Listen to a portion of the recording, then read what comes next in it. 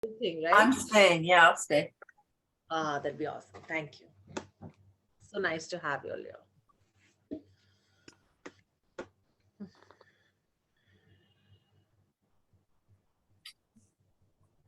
So we're recording. Okay, wonderful. Welcome everybody to another evening, night, morning, anywhere in the world you are, to another reading of Lord Meher. And I'm so happy that all those who have been able to join us on Zoom today, I welcome each one of you from my heart, as this is probably going to be the last uh, of this year of 2022. And the format that we follow is we read a few pages, we take turns, and whoever's not reading is requested to be muted. And after reading for an hour and a half, we have a chat, a discussion, a heart-to-heart chit chat, and yeah. So I'm so glad that everybody could make it, and I will start reading now. So we are on page number 1432 of the online edition of Lord Meher. The God man neither thinks nor desires through him. The divine will flows inevitably into perfect manifestation, passing directly from the spiritual body, which in the ordinary human being is undeveloped, into physical expression. For him, the superconsciousness state is the normal state of consciousness. From him, there consciously flows infinite love and wisdom, infinite joy and peace and power. When he speaks, truth is more powerfully manifested than when he uses aid, sight, or touch to convey it. For that reason, avatars usually observe a period of silence lasting several years, breaking it only when they wish to manifest the truth to the entire universe. So, when I speak, I shall manifest the divine will, and worldwide transformation of consciousness will take place. The large gathering was now asked to disperse, but no one budged, gazing at Meher Baba as if entranced. They were repeatedly requested to leave and began to exit with heavy hearts, slowly walking backward with their eyes fixed on Baba. These words were overheard. Oh, when will we see such a face again? A person has such an extraordinary experience only once in a lifetime. Baba, darling, would you let us see you again? On Wednesday, 1st June 1932, Kath Gardner and Max and Lillian Ward all arrived. Baba visited Metro Goldwyn Mayer Film Studios the same day, accompanied again by Lal Chandra Mehra, and watched the actor Louis Stone perform. Baba met Virginia Bruce and saw the sets of Mata Hari, in which Greta Garbo had just finished starring.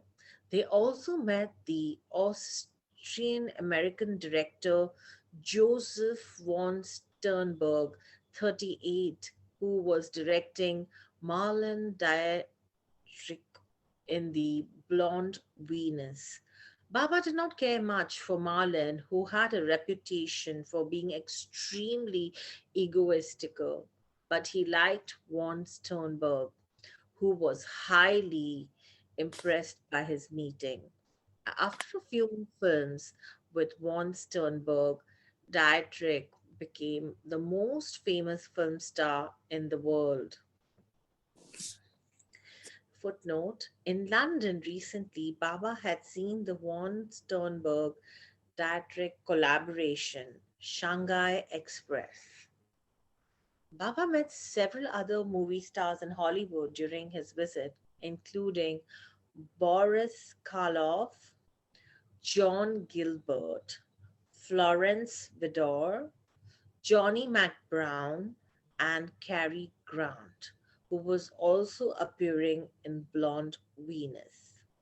Some of these actors and actresses met Baba later in the evening of 1st June when Hollywood's leading, most glamorous couple, Douglas Fairbanks, 49, and Mary Pickford, 40, invited Baba to Pickfair, their room mansion at 1143 Summit Drive, for a reception with a few others from the film industry. Footnote: according to a book by Mary Edmund Jones, Fundamental of Number Significance, page 124, the invitation to Pickfair was arranged by him through his contact with Lola Parsons, the syndicated Hollywood columnist. Mary Pickford knew Margaret Mayo, and it is possible that Pickford had already heard about Meher Baba through her. At one point, Pickford and Fairbanks resided at Croton on Hudson, directly across the river from where Baba had stayed. Pickford was called America's sweetheart by her fans. She usually played the role of plucky heroines. Later, she joined the Christian Science movement and wrote a book of inspirational wisdom that became a bestseller titled Why Not Try God? H.C. Kensey and Incorporation, New York, NY 1934. Um, sorry. Mark Jones drove Baba, Meredith, Margaret, Priscilla, and Quentin to Beverly Hills at 8 o'clock that night. I would like to invite Betty to read this page. Thank you.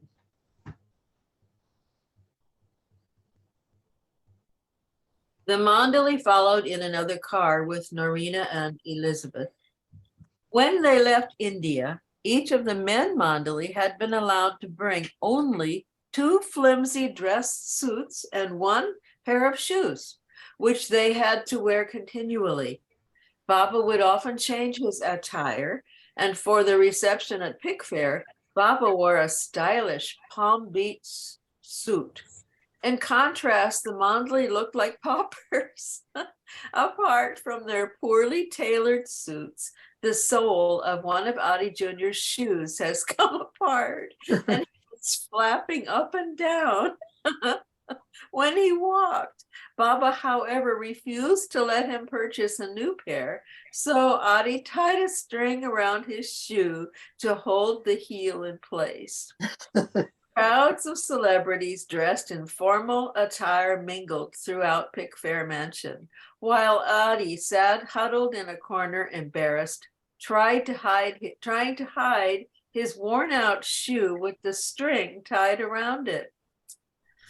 Among those invited to the reception were Cecil B. DeMille, Cary Grant, Gary Cooper, Charles Farrell, Lottie Pickford, Mary's sister, and a woman who wrote Mary Pickford's screenplays. Countess Dentise di Frasso was also present. Baba stayed at the reception for 2.5 hours. Mary Pickford greeted Baba at the door of the mansion and led him to the spacious hall. Age marveled at the scene. As the darkness of light is dispelled by dawn's rising sun, so also was this glittering mansion illumined by Baba's presence.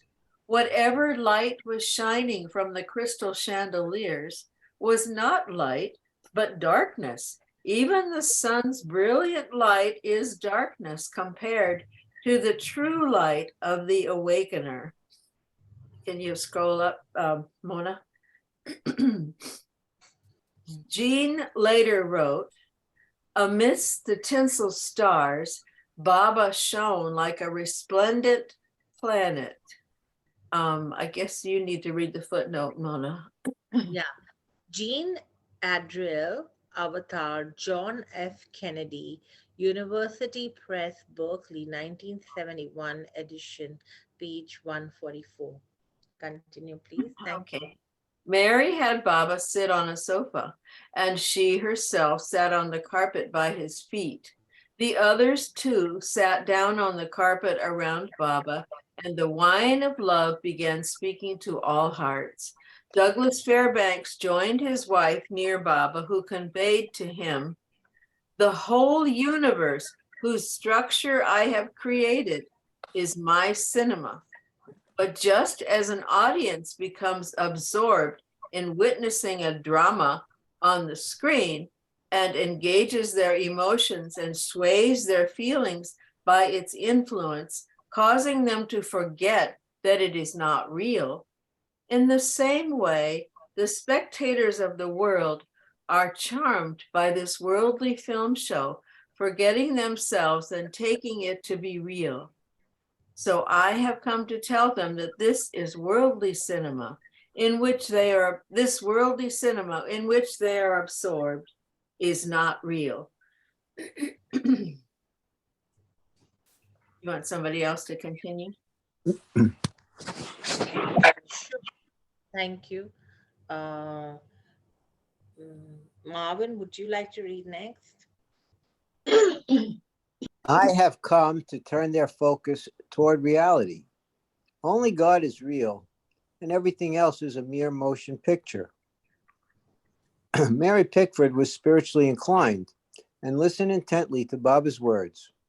Baba sat with her and others in the motion picture industry for about 40 minutes before dinner. Baba emphasized the impact of films and their value in turning people towards spiritual goals.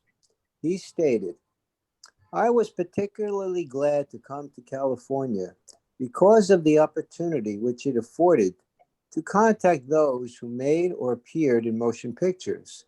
And I am delighted that this gathering could be arranged tonight. I do not need to tell you who are engaged in the production and distribution of motion pictures what a power you hold in your hands. Nor do I doubt that you are fully alive to the responsibilities which the wielding of that power involves. He who stimulates the imagination of the masses can move them in any direction he chooses, and there is no more powerful an instrument for stimulating their imagination than motion pictures. People go to the theater to be entertained. If the play is strong, they come away transformed. They surrender their hearts and minds to the author, producer, director, and stars, and follow the example which they see portrayed before their eyes more than they themselves realize. We need to scroll,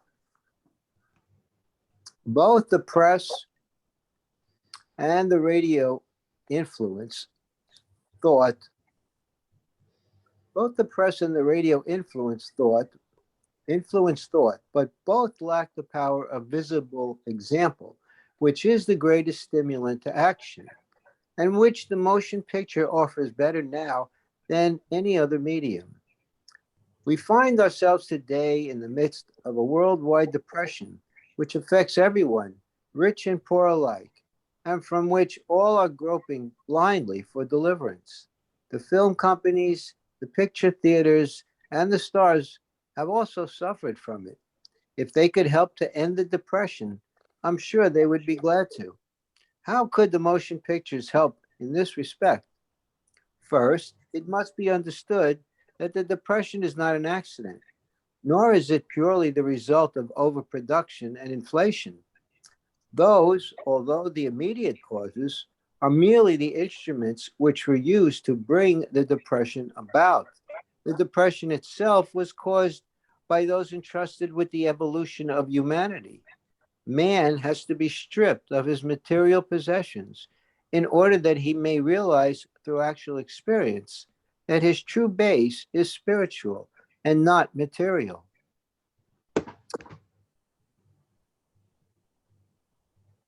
Then he will be ready to receive the truth, which I have come to bring.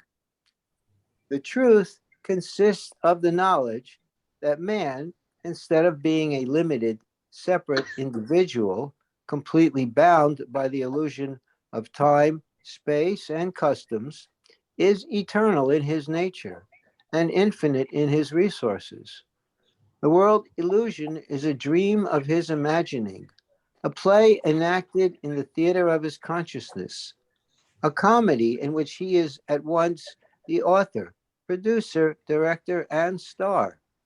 But his absorption in the role, which he has chosen to enact, has made him forgetful of his true self, and he stumbles now as a creature through the path he has created.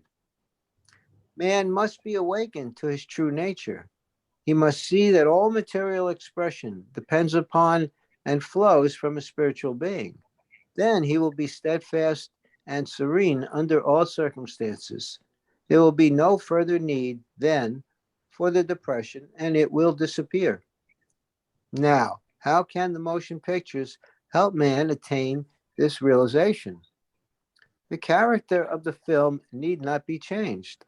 Love, romance, and adventure are themselves fundamental. They should be portrayed as thrillingly, as entertainingly, and as inspiringly as possible. The wider the appeal, the better. What needs to be changed is the emphasis or stress. For example, courage is a great virtue, but it may, if misapplied, become a vice. So it is with love, the mainspring of our lives, which may lead to the heights of realization or to the depths of despair. No better example can be given of the two polarities of love and their effects than that of Mary Magdalene before and after meeting Jesus. Footnote: the story goes that Mary Magdalene was a prostitute. However, some biblical scholars contend that she was not. Between these two extremes are many kinds of love, all of which are good, but some of which are better than others. I use the terms good and better simply to designate the degrees of liberation which they lead to or confer. Even the love which expresses itself through physical desire is good to the extent that it frees one from the thraldom of personal likes and dislikes and makes one want to serve the beloved above all other things. Every human relationship is based on love in one form or another and endures or dissolves as that love is eternal or temporal in character. Marriage, for example, is happy or unhappy, exalting or degrading, lasting or fleeting, according to the love which inspires and sustains it. Marvel. Rosalie, would you like to read next? I'll be pleased to read. I love this grand, amazing statement to the film world. And by the way, my understanding were there were 2,000 people from the world of film and theater. 2,000. Okay. Marriages based on sexual attraction alone cannot endure. They lead inevitably to divorce or worse. Marriages, on the other hand, which are based on a mutual desire to serve and inspire, grow continually in richness and in beauty, and are a benediction to all who know of them. To lead men and women to the heights of realization, we must help them to overcome fear and greed, anger, and passion. These are the result of looking upon the self as a limited, separate, physical entity, having a definite physical beginning and a definite physical end. with interest apart from the rest of life and needing preservation and protection. The self, in fact, is a limitless, indivisible, spiritual essence, eternal in its nature and infinite in its resources. The greatest romance possible in life is to discover this eternal reality in the midst of infinite change. Once a person has experienced this, one sees oneself in everything that lives. One recognizes all of life as his life, everybody's interest as his own. The fear of death, the desire for self-preservation, the urge to accumulate substance, the conflict of interest, the anger of thwarted desires are gone. One is no longer bound by the habits of the past, no longer swayed by the hopes of the future.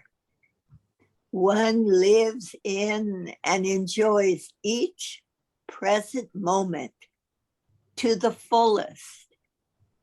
There is no better medium to portray this than motion pictures, plays which inspire those who see them to greater understanding, truer feelings.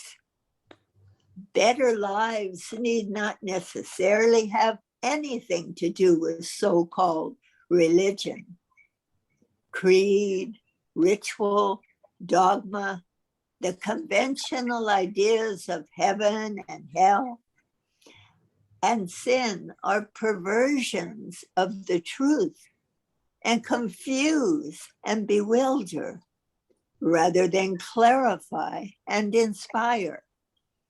Real spirituality is best portrayed in stories of pure love, of selfless service, of truth realized and applied to the most humble circumstances of our daily lives.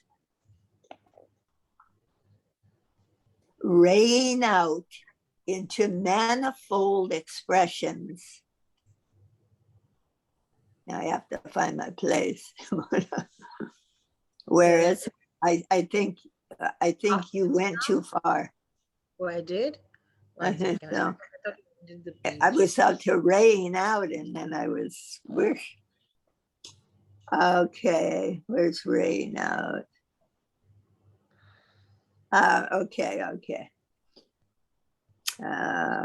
Raying out, let me read the sentence. Real spirituality is best portrayed in stories of pure love, of selfless service, of truth realized and applied to the most humble circumstances of our daily lives. Okay, now I don't know where I am again, Mona.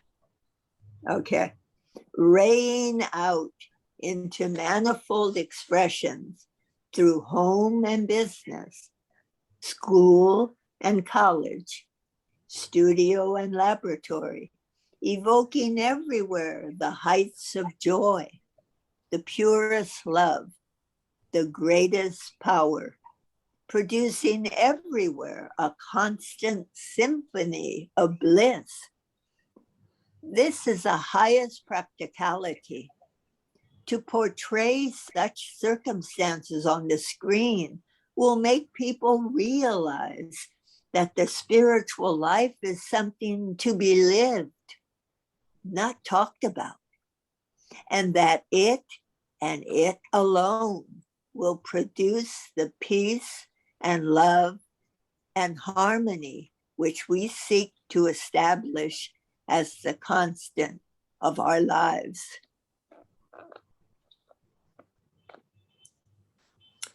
After dinner, Baba got up to leave 3 times, but Mary Pickford would not allow him to go. Finally, when he stood up, all surrounded him. Dictating from his alphabet board, he continued to converse with them while standing. After a few minutes, his roving glance fell on a young lady standing isolated at the far end of the room with her back to him. Baba beckoned for her, and when his summons was relayed, she turned her face toward him but remained where she was. She was called again. Slowly coming forward, she stopped at a distance. Norina told her, "Come and shake hands with Baba, child." The young lady remained reserved, and Elizabeth said to her, "Why are you afraid, dear? Come nearer and meet Baba." She asked, "How can I touch him?" "Why not?" Norina said, "all can meet Baba." This brought tears to her eyes, and she asked pitiably, "But I am a sinner. How can I touch a holy being like him?" Baba then went to her and passed his hand over her head and shoulders. She started weeping, and Baba gestured to her, "I am the purest of the pure. I can purify the worst sinner. You have understood your mistakes and acknowledged them faithfully in the presence of others. And so you are forgiven. This penance from the depths of your heart is adequate, and you are now cleansed. Now, don't fear in the least, and don't repeat your past mistakes. I give you my blessings." The girl continued to sob, and Baba lovingly embraced her. The tears which Baba's love had drawn from her heart wiped out all her sins. Those who witnessed this were deeply moved. Their hearts overflowed, and their eyes also teared. Before departing, Baba again embraced all the guests and, putting his hand on the girl's head, consoled her. "You have received forgiveness for everything. Forget the past and don't worry at all." The girl pressed her eyes to Baba's hand and kissed it. In their films, Mary Pickford and Douglas Fairbanks had depicted scenes of deep human love. But witnessing the sight of pure divine love from Meher Baba was a rare experience indeed. Their hearts were full. The world receives such a chance only after a lapse of ages, said Age. How lucky are those who, knowing the beloved, hold fast to his feet. Footnote.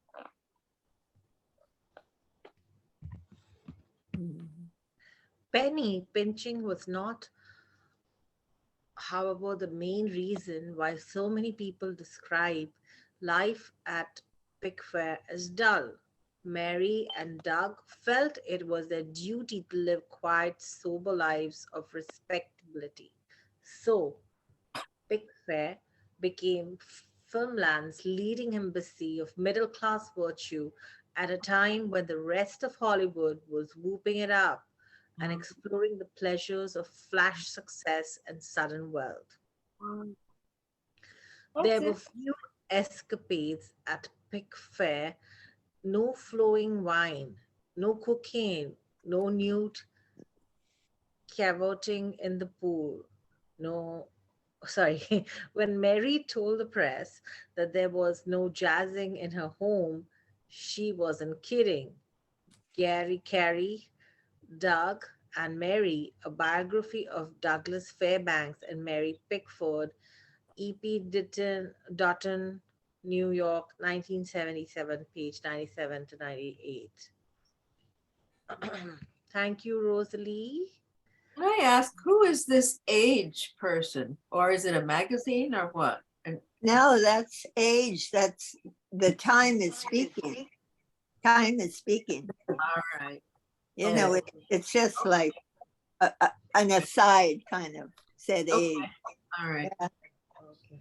Thank you, Betty. Thank you, Rosalie. So Mahu, would you? so powerful, that statement to the film world. Wow. Yeah, these are Popper's Yeah. masterpiece. These messages be there forever. According to Audie Jr., when it was announced that Baba wanted to leave, Tallulah Bankhead asked Audie Jr. if it was possible for him to come to her house the next day for lunch, for she had something to talk about with him. Audie said that he thought it would be possible, but that he would have to ask Baba. When he approached Baba, Baba replied, "Fine." Then in a stern tone, he warned, quote, "But do not touch her and do not let her touch you," end quote. Audie assured him that nothing ill-intentioned would happen.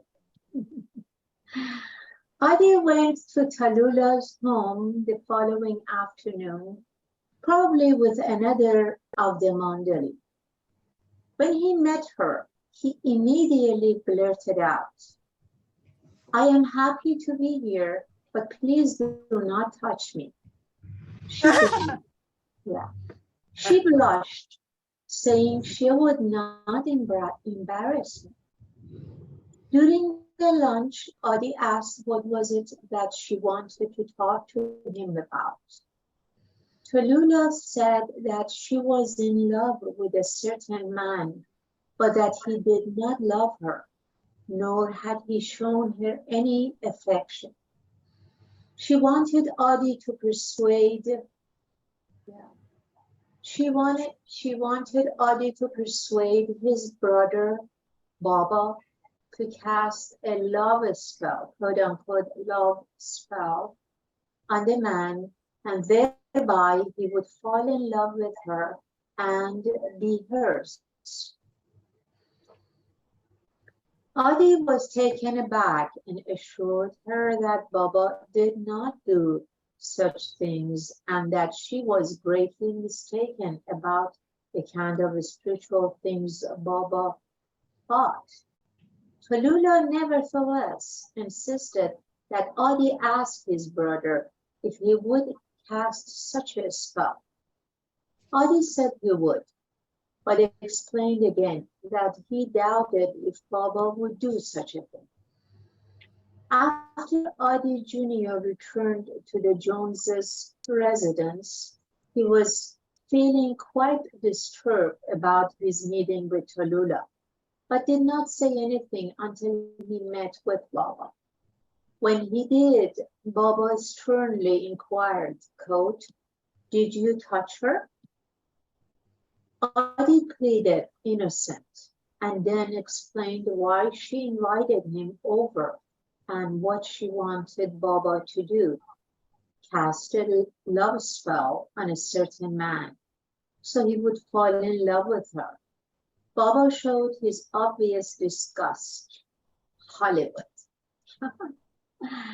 The general impression among many of the movie stars was that Meher Baba was a yogi or swami of a high class who possessed occult powers and could influence people's minds. That is why Tallulah Bankhead made such an inquiry. The Hollywood actors and actresses were famous personalities whose lives were well publicized, and since Baba had attained such notoriety in the newspapers during his visit, they welcomed him as an equally famous personality.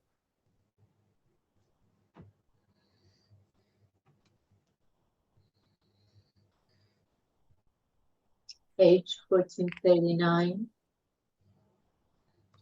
Like most people caught up in Maya, the Hollywood celebrities' understanding of true spirituality or what Meher Baba's avatarhood really meant lacked much depth. On Thursday, 2nd June 1932, Baba went to Paramount Studios again and met Maurice Chevalier, 43, who was making Love Me Tonight with Jeanette MacDonald. Tallulah Bankhead was there and ran to Baba, hugging and kissing him. Chevalier shook hands with Baba and said what a pleasure and honor it was to meet him. When informed that Baba had been on silence for the past 7 years, Chevalier commented, quote, "I don't have that kind of willpower." Later that afternoon, Mary Pickford came to see Baba for a private interview at 3:30 and meditated in Baba's presence for 5 minutes. Baba, Meredith, Chanji, and Quentin were driven later to Santa Monica by director and producer Ernst Lubitsch, a very fine and sincere man, and had tea with him at his house. Ram Landu had written letters of introduction to Quentin, to Lubitsch and von Sternberg, Lubitsch and von Sternberg. These are people.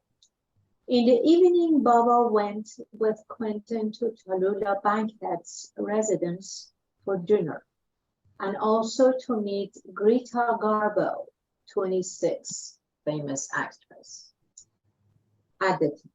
However, Garbo telephoned at the last minute to say she was not well enough to come. Baba was openly disappointed at not meeting her, as he had said that Garbo was the quote, most spiritual of the Hollywood stars and had been a yogi in a previous lifetime. That night, Baba took everyone to Grumman's Chinese Theater, where he had been invited by the manager, Sidney Grumman. Baba enjoyed the variety acts that preceded the film, especially the performance of the comedian Will Mahoney. Greta Garbo's latest film, Grand Hotel, was playing and Baba praised her performance. Yeah, I've seen that. Go ahead and footnote. Greta Garbo was a Swedish-American film actress of acclaimed beauty and dramatic intensity. Grand Hotel won an Academy Award that year for Best Picture. Continue. Yes. So Baba granted private interviews on the 3rd. One of those who met Baba several times during this trip was Gavin Arthur, 31. And there's a footnote. Gavin Arthur was the grandson of the 25th President of the United States, Chester Alan Arthur. Continue. Okay. So Arthur shared a deep interest in astrology with Mark Jones. He had established a utopian community of quote-unquote free thinkers on some sand dunes near the ocean. He and a few other Dunites were brought by Roderick White of Santa Barbara, a noted violinist who knew Malcolm and Jean from New York. Arthur invited Baba to visit the community and Baba agreed, but due to lack of time was unable to go. Sam Cohen, 31, of Brooklyn, New York, also met Baba at the Knickerbocker reception. Sam was a seeker who had long been interested in spirituality and the path. He had joined the Theosophists before moving to California, where he first heard about Baba. Sam recalled, "When I entered the room, I saw a very happy and a smiling person seated in front of me. The impression was of consummate graciousness and love combined. His Holiness merely clasped my hand and gazed at me. The hand clasp of a master is not just a hand clasp, nor is his gaze just a looking at you, but by his touch and look he thinks and look, excuse me, but by his touch and look he thinks the veil, and sometimes completely removes the veil which separates the man from divinity." Thank you, Mahu. Eva, These are extraordinary time and messages. Eva, are you there to read next? Yes, I am. Oh, great. Is it at the top of the Yeah. page? Okay. Yeah. On Saturday, 4 June 1932, Baba's last day in Hollywood, he had lunch with Marie Dressler at her home at 801 Alpine Drive. Marie, 63, was a famous actress who had co-starred in many of Charlie Chaplin's movies and was an old friend of Quentin's. She had won the Academy Award the previous year for Best Actress and was nominated again in 1932. Marie had a keen wit and humor, and Baba thoroughly enjoyed her company. They were soon sharing stories and joking like old friends. In the middle of lunch, Marie declared, "Baba, if you permit me, I would like to take you out to the woods and dance with you. And even if you want to speak a few words to me, I promise not to tell anyone." Baba revealed, "Before breaking my silence, it is essential for me to proceed to China.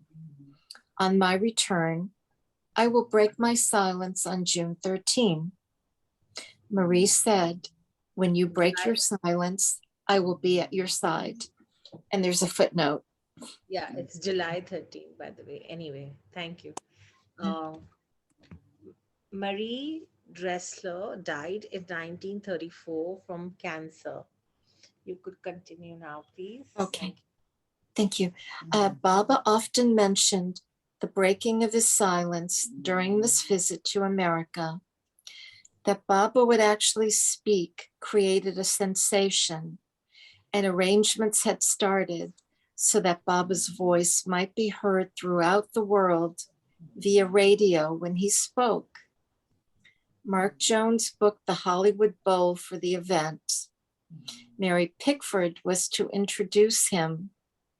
Quentin, a persuasive person, in his own overexcitement, even convinced certain of the women followers to have chic God realization gowns created for the occasion, assuring them Baba would give them God realization at the time, though Baba himself never indicated anything like this.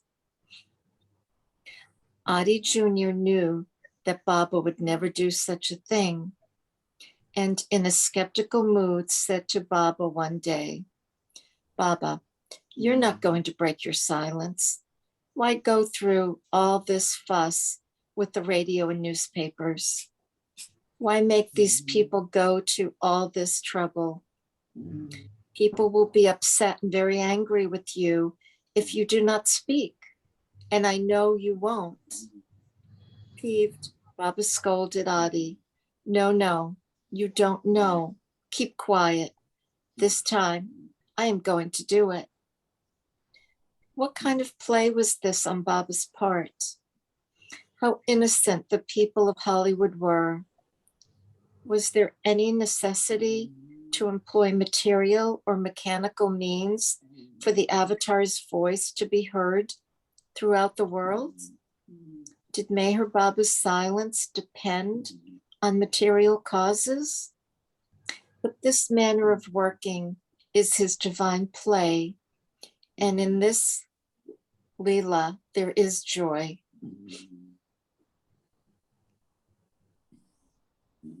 Knowing everything, he pretends to know nothing, thus carrying out such a fantastic ruse. Meher Baba's work is wonderful and yet incomprehensible. In his divine working, he never did anything without some purpose. The interest his statements evinced in Hollywood were probably to make people truly aware of the avatar and his stature, and to make them stick by him whether or not his statements were ever fulfilled. Age agreed. It is certain that Baba will speak in Hollywood, from where the melody of his word will spread throughout the world through films. Only Hollywood will be able to delineate Baba's life story to the world, which will listen to his song's resonance because of it. His song, though echoless, merges within itself all the echoes of the world. During his visit to Hollywood, Meher Baba had his disciples busy seeking a suitable boy to fit his ideal, similar to the boys sought in India, whom he was anxious to take with him to China when he left. Baba commented that the purpose of finding such a boy was, quote, "to link the West with the East," end of quote. Many American youngsters were brought to the Joneses' residence and interviewed by Baba. The final choice was a brown-haired 12-year-old boy named Carl Phillip, but it was found impossible to arrange for his passport in time to enable him to accompany Baba to China. But since Honolulu was an American territory, the boy was permitted to travel with Baba as far as there. Initially, the Schlosses and Stars were to accompany Baba to Hawaii, but Baba changed his plans. Meredith had become an annoyance. To get rid of him once more, he was sent away to Santa Barbara. As a ruse, Baba warned him, "There is a bad influence here in Hollywood for one as spiritually sensitive as you." Baba canceled his intended visit to San Francisco also, where Jean and Malcolm Schloss were sent. He instructed his other Western lovers about his work and sent them back to their respective homes, except for Quentin Todd, who was to accompany him and the Mandali to take care of Carl. In the evening of Saturday, 4 June 1932, Mark Jones drove Baba and 3 of the Mandali to the ship harbor, while Quentin and Adi Jr. followed in Celeste Withers' Dumola's car. Celeste was a cousin of the Joneses and had become very close and helpful to Baba during his stay. Mark's sister Helen was also of great help in keeping up with Baba's busy schedule. A large group followed to see Baba off. Baba boarded the Monterey, which was on its maiden voyage, and set out for Honolulu at 11 o'clock that night. Baba shared his cabin with Carl Phillip. Quentin had a cabin alone across from Baba's, and Chanji, Kaka, Adi Jr., and Behram shared one nearby. The voyage, however, was not pleasant. Carl immediately got seasick and proved a veritable nuisance. The boy was disobedient and self-indulgent. Quentin had to chase him from one end of the ship to the other, from the gym to the swimming pool, to get him to come to Baba when called. Carl's one thought seemed to be to enjoy himself as much as he could on this free holiday away from his parents. Baba was getting fed up with the boy's mischievousness and decided to send him back home at the first opportunity. Although Carl had been brought for Baba's work, Quentin had to serve him night and day. It was always the case with whatever ideal boy was brought by the Mandali. Many passengers on the ship came to see Baba, and surprisingly, he met them all. After 4 days at sea, they arrived in Honolulu on the 9th at 8 in the morning and stayed at the Grand Moana Hotel on Kalakua Avenue for 2 days. Rustam, whom Baba had called from China, met them at the dock. Since it was the first time that the Monterey had sailed, there was an exceptionally large crowd to meet the ship, including the Royal Hawaiian Band and the steamship officials. After a private meeting with Rustam, Baba decided to send him to Australia and New Zealand that same night on the Monterey. After resting for 2 hours at the hotel, Baba and the group went to the Coconut Grove in the gardens of the Royal Hawaiian Hotel, which was next to the Moana, and saw a splendid performance by native Hawaiian dancers and singers. Afterward, they took a long drive outside the city to some pineapple groves, where they drank copious amounts of pineapple juice. Later, back at the hotel, Baba called Quentin to his room and spelled out, "Carl's behavior is getting worse. I am sending him back to Los Angeles on Saturday. He will return and speak against us. I want you to return to California and inform all there of a change in my plans." Thank you, Eva. You're welcome. Marilyn, are you there? Yes, I am, Mona. Could you for us? Thank you. I intend to return to India from China and then go to Italy, where I want you to go and find a villa for me to stay in. I will come at the end of July. Assemble the gopis there. Give Meredith his return tickets to New York and pay him $500 for return passage to England for him and Margaret. Tell him I wish him to continue his work at Devonshire. But no. Yep. Quentin met Meredith in Santa Barbara and delivered Baba's instructions. But instead of returning to Devonshire, Meredith and Margaret, at the invitation of Gavin Arthur, went to stay with Sam Cohen at the Sand Dunes community near Oceano until October 1932, at which time they returned to the East Shalacombe retreat in brackets. Milo, Shattuck, Norina, and Elizabeth also visited the sand dunes where a cabin was being built for Baba.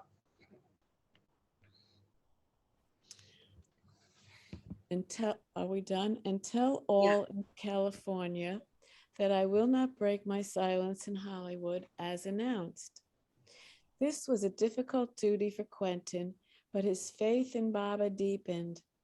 Quentin thought to himself, no ordinary man would behave like this. The result was as expected. When Quentin conveyed the news, though there was disappointment, particularly Meredith Starr and Mark Jones, there were no there was no flagging of faith among the sincere like Malcolm and Jean. Footnote. Mark Jones had spent a large amount of money to book the Hollywood ball. Yep. Okay, the main reason was that Baba's love had drawn certain ones close to him, and his love would not let them stray.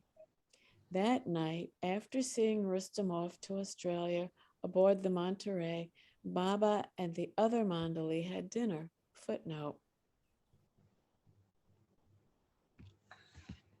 Rustam was not permitted to land in Sydney due to strict immigration laws.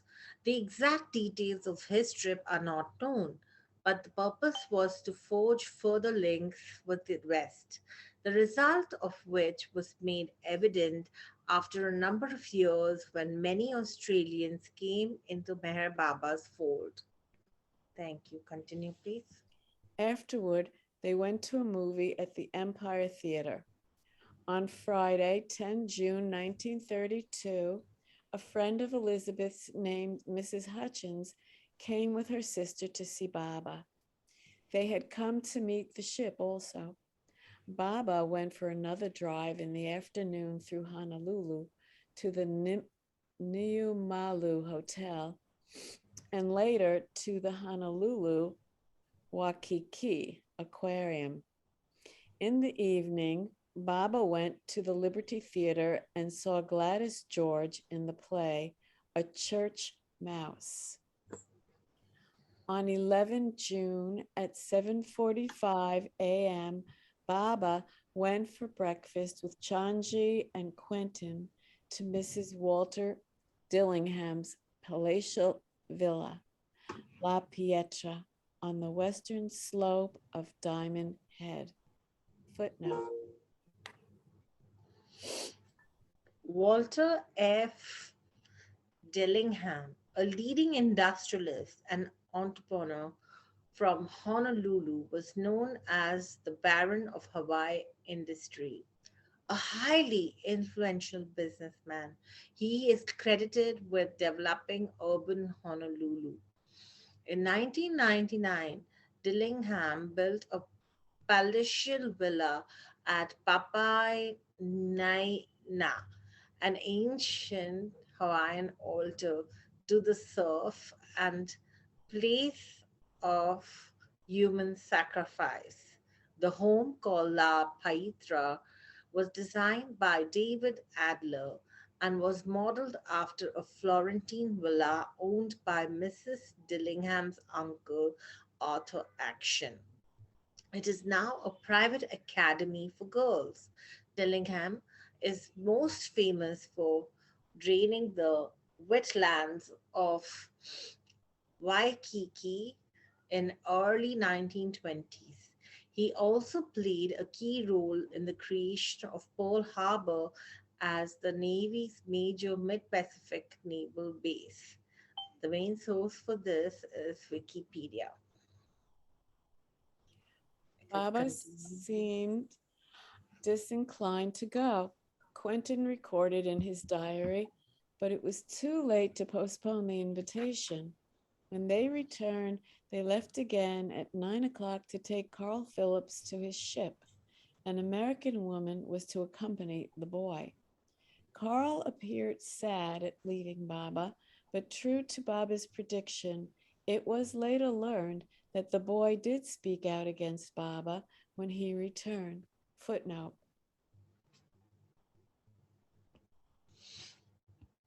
Carl Philipp seems to have led people to believe that he was mistreated or molested during his trip. A letter making such allegations was printed in the LA Times for the boys' school.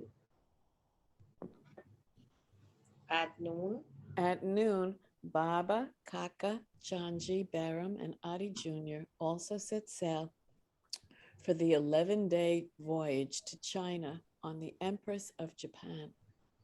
Quentin had come to see them off. He too was feeling the pangs of separation. I stayed an hour with Baba and the boys, he later wrote, and then was getting so depressed and sad, I tore myself away from them. Although I was to see Baba soon, I felt desperately sad at seeing him go. It seemed when Baba left as though the soul had gone out of America.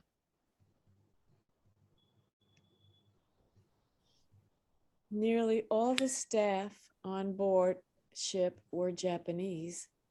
As the ship steamed out of Honolulu Harbor, a jazz band played and native Hawaiian women sang and danced. People were waving handkerchiefs and throwing flowers.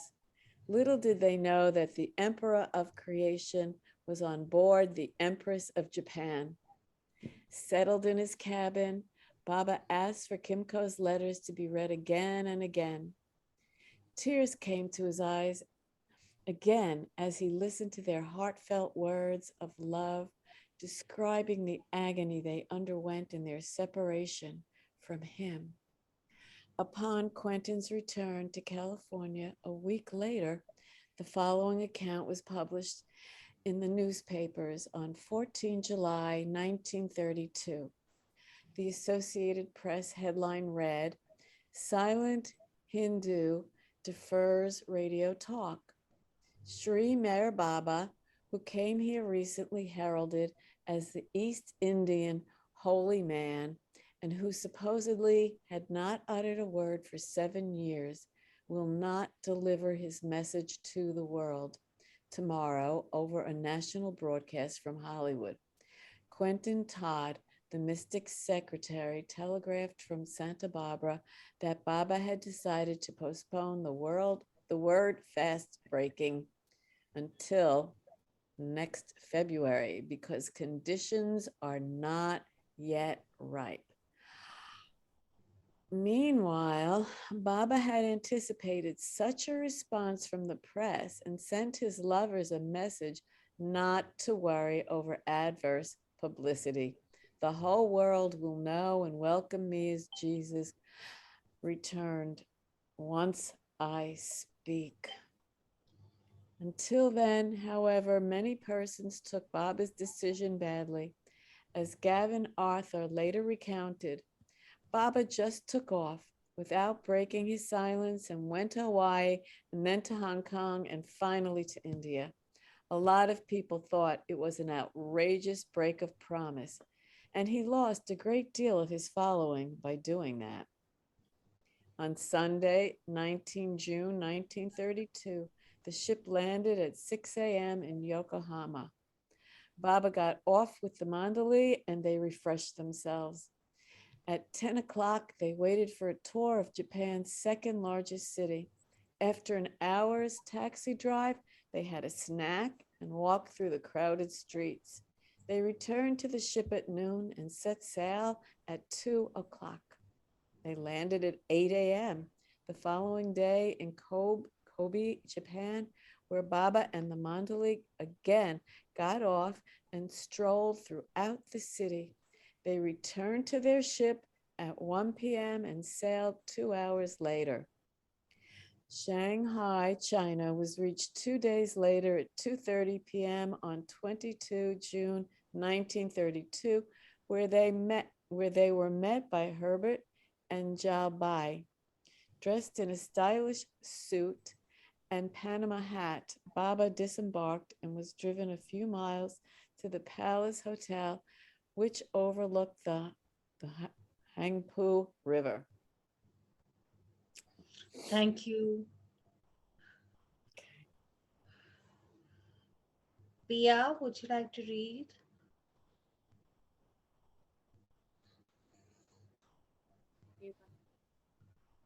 Where do we start from?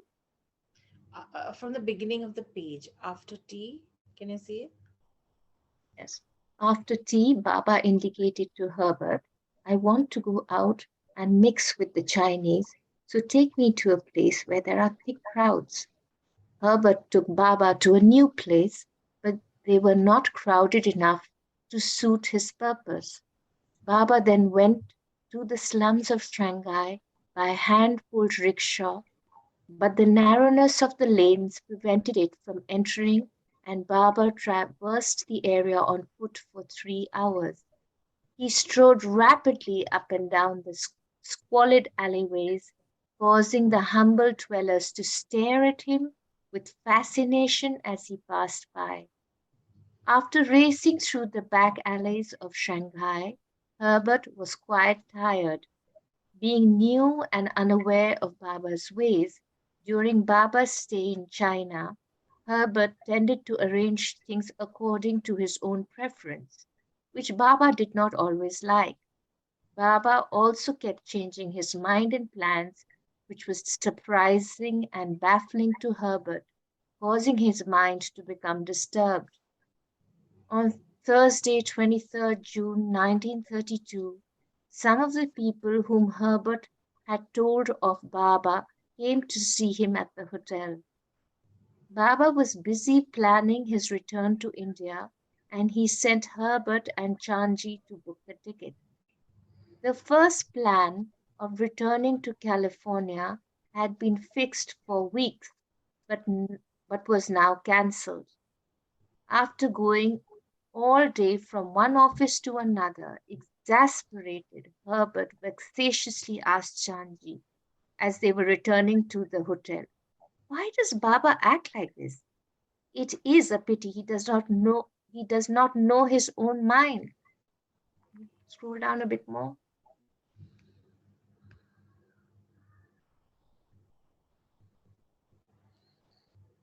It is a pity he does not know his own mind. Didn't he know what he wanted to do at the beginning? What harassment this change of plans has caused. But does not seem to realize I have to earn my living and that my other appointments today were quite important and nearly impossible to postpone. Chanji repeated this word. Chanji repeated this word for word to Baba, who scolded Herbert. If you think like this about me, it is no use having you work for me. Herbert wisely remained silent, and Baba forgave him. That evening, Baba and the Mandali went to eat at the restaurant of Mr. Chung at his invitation. Baba had a fun time as he watched all trying to eat with chopsticks for the first time. They then went to the cafe theater where they saw Beast of the City. Afterward, they went to the railway station and boarded the 11 p.m. train for Nanking. Baba, Herbert, and Kaka sat in the first class, and Behram, Jalbai, Adi Jr., and Chanji were seated in second class.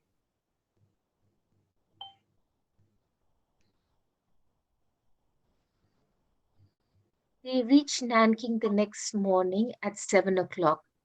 Pendu and Gustaji were waiting on the platform to receive Baba. All went to stay at Herbert's house 2 miles from the station. As ordered, Pendu, Gustaji, and Jalbai had been waiting in China for 3 months, expecting Baba's call to join him in America. Prior to Baba's arrival in China, Vishnu and Rao Sahib had been sent back to Nasik. After refreshments, Herbert took Baba to see the Great Wall in Nanking. A lake was nearby, and Baba walked along it a long distance. Nanking was a pleasant city and reminded Baba and the Mandali of Pune. Baba was driven up the Purple Mountain in the afternoon to see the memorial to the revolutionary leader Sun Yat-sen. Sun Yat-sen. I'll just read the footnote. Sun Yat-sen, 1866 to 1925, was born near Canton and educated in medicine in Hong Kong. After some years of being a doctor, he plotted to overthrow the Qing dynasty of China and establish a republic. After a revolution erupted in China, he was elected in 1911 as the provincial president of the Chinese Republic. Continue. Though the roads were rough, Baba liked the surrounding. In the evening, the group sat around Baba in his room and listened to music. Thereafter, Baba dictated cables for Chanji to send to America, England, and India about his change of plans. Many Chinese students from the National Central University, where Herbert taught, and older men and women came to meet Baba in Nanking. At first, when showing Baba the sights, Herbert had taken Baba to more quiet areas of the city. But Baba said, "No, take me to where the crowds are." So in Nanking too, Baba wandered about the dirty, downtrodden lanes of the poorer section. Scroll down.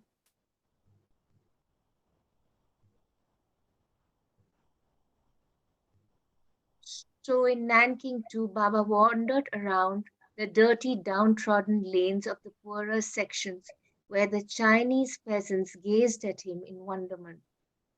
Herbert's teaching assignment was coming to an end. Wishing to serve Baba, he said, "If you want me to visit Dairen, Talia, that is Talia, Manchuria, Siberia, Moscow, and Warsaw on my way to London, I will." Baba replied, "All right, then proceed to Marseille via Manchuria and Russia and meet me there on July 20th. Footnote. Baba went to the French consulate and obtained a visa on 25th July 1933 to visit France. On Sunday, 26 June 1932, Baba saw a film at the National Cinema. On Sunday, 26 June 1932, Baba saw a film at the National Cinema, drove through the swarming lanes of the city again, and visited a temple of Confucius. Baba was to leave that day, and Herbert presented him with a lacquered statue of Milefo, which is the name used by the Chinese for the coming Buddha. After staying for 3 days in Nanking, Baba entrained for Shanghai at 11 p.m. They arrived at 8 in the morning and left at 4 p.m. for Bombay on the SS Kesar-e-Hind on the 28th. Herbert Davy left for Dairen, China's northernmost seaport, 6 days later on his way to Russia. Baba landed in Hong Kong at 7 a.m. on Friday, 1st July 1932, and was met by a Parsi named Rustam-e-Desai. Baba and the Mandali went to his house where Desai and his wife had prepared Indian dishes. Thank you, Pia. Betty, would you like to read next?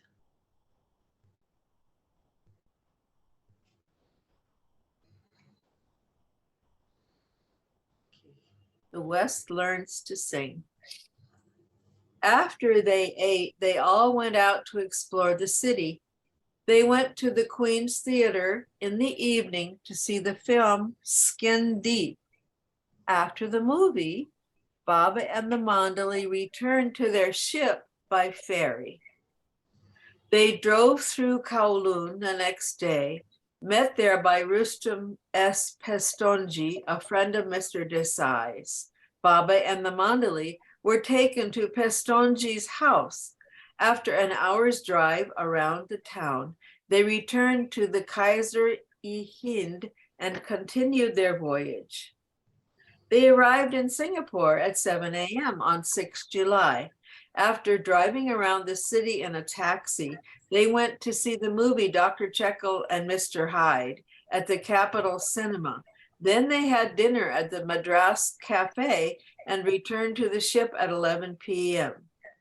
A second day was spent in Singapore, and they left for Colombo in Sri Lanka on the 8th. They docked at Penang on the 9th, where Baba got off and visited two shrines, the Buddha and snake temples. Baba and the Mandali arrived in Colombo, the capital of Ceylon, at 8 a.m. on 13th July, where they got off and sent telegrams to Adi Sr. and Naroji Dadachanji. In Colombo, they drove around the city in a taxi. After 2 days at sea, Baba and the Mandali landed in Bombay at 11:45 p.m. on Friday, 15th July 1932. Baba, Chanji, Kaka, Gustaji, and Adi Jr. went to Naroji's house at Rustambagh, Baikula, while Jalbai, Baram, and Pendu spent the night on the ship. The women Mandali staying in Nasik had arrived by train with Frani and Masaji and were overjoyed to see their beloved Lord again. Baba especially wished to see Mehera and tell her about his world tour. Adi Sr., Bua Sahib, Ramju, Rao Sahib, and Vishnu had come from Nasik by car and also met Baba at Naoroji's. There's a footnote.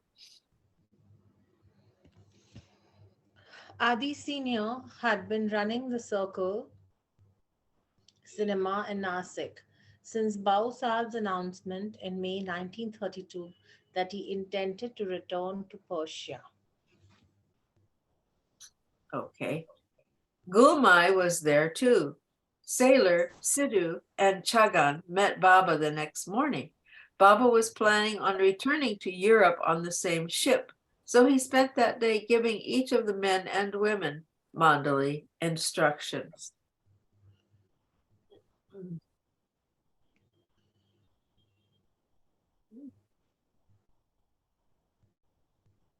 Did you want me to continue? Yep. Okay, chapter 11, Portofino. Less than 24 hours after landing, Baba left Bombay on Saturday afternoon, 16 July 1932, sailing for Marseille on the Kaiser-i-Hind. He was accompanied this time only by Chanji and Kaka and 200 fellow passengers. While at sea, Chanji sent this telegram to Kitty. Stopped Bombay 12 hours. Baba's arrival caused phenomenal outburst of feeling. Lovers and devotees saw him at my place. After first expressions of heartfelt greetings, news of immediate departure shocked all. Loving hearts like Mehera and Gulmaid cried bitterly. Amidst touching scenes of painful separation, all left Baba, imploring him to return soon. Inform Stephanie about Baba's coming, Genoa. Age marveled at Baba's stamina and pace. Baba had been on a tour now through Europe, America, and the Far East for the past 4 months. And now he's leaving again. The beloved had captured the hearts of his lovers in the West and taught them how to sing. But now he must return there to give them further singing lessons. During this period, Sampath Iyengar of Madras was publishing a magazine devoted to Meher Baba called MEHER Gazette. In a letter to Iyengar on 20th July from Aden, Chanji wrote of some of the highlights of the past months. Events of great significance and importance have transpired in connection with Baba's movements and activities during the last 4 months. This time, I have been unable to keep even my daily diary notes up to date, owing to a very heavily scheduled program at almost all the places and very quick moves from one place to another. Just imagine that within the space of about 4 months, Baba Ji has made a tour round the world, visiting Italy, England, France, Switzerland, New York, California, Honolulu, Japan, China, and back again to India for a few hours. Footnote. Baba was actually in Bombay for 2 days before continuing his journey. Okay. Now he proceeds again to Europe on important work there and returns again to India in the beginning of September. Again, this was no pleasure tour, but for work that concerns almost the whole world, a preparation for the great upheaval that is to come in the very near future. During this flying visit to all these places, he has seen thousands privately and also in public reception given in his honor by his devotees and his devotees and ardent admirers. For over 12 hours a day, he has given private interviews to prominent people in England and America, leaving practically no time for himself, for food or for rest, which had to be ignored. Thank you, Betty. We were regularly on the move, hardly staying more than a few days at a place except London and Lugano, and that too to arrange and fix future programs. Somebody has played mischief there too, as appears from false reports published in John Bull magazine, but this mischief has fortunately done no harm in England or America, for they all know what kind of trash magazine this John Bull is, whose editor we hear was convicted several times for such false allegations about persons of prominence. Saint people wouldn't even read it, but unfortunately in India, people don't know this, and there are people here whose only business in life is to play mischief against Baba and his mission, and instigated by writings from persons like K.J. Dasturji, they leave no stone unturned to make the most of these defaming reports, prejudicing the minds of so many. But Baba is quite indifferent to these. Rather in his own way, he enjoys these, or to put it more clearly, he invites and creates such opposition for his working. In April last, when we were in Lugano, he explained one evening to some of his intimate devotees that he wished to avert the great catastrophe, uh, the outbreak of a great worldwide war, preparations for which were going on all sides, and save humanity from the atrocities and ruination thou devastation and destruction from such a war as this. To avert this, three things were necessary. First, to create an opposition against himself on a wide scale. Second, to incur physical sufferings on himself. Third, to allow some minor clashes here and there instead of a worldwide destructive war. For personal sufferings, he said he was prepared to incur anything on himself, but for the opposition which he had to create, he warned all his devotees not to be misled or upset by anything. And immediately after he warned all, the very next day, the article in John Bull appeared in public. But no one was affected there. And then Babaji gave another great test. He openly declared to all in England and America that he was going to break his silence on the 13th of July, 1932, in Hollywood. Nice publicity was given to this breaking of Baba's silence after 7 years, which almost all considered a great event, and elaborate preparations were made to celebrate the same on a grand scale.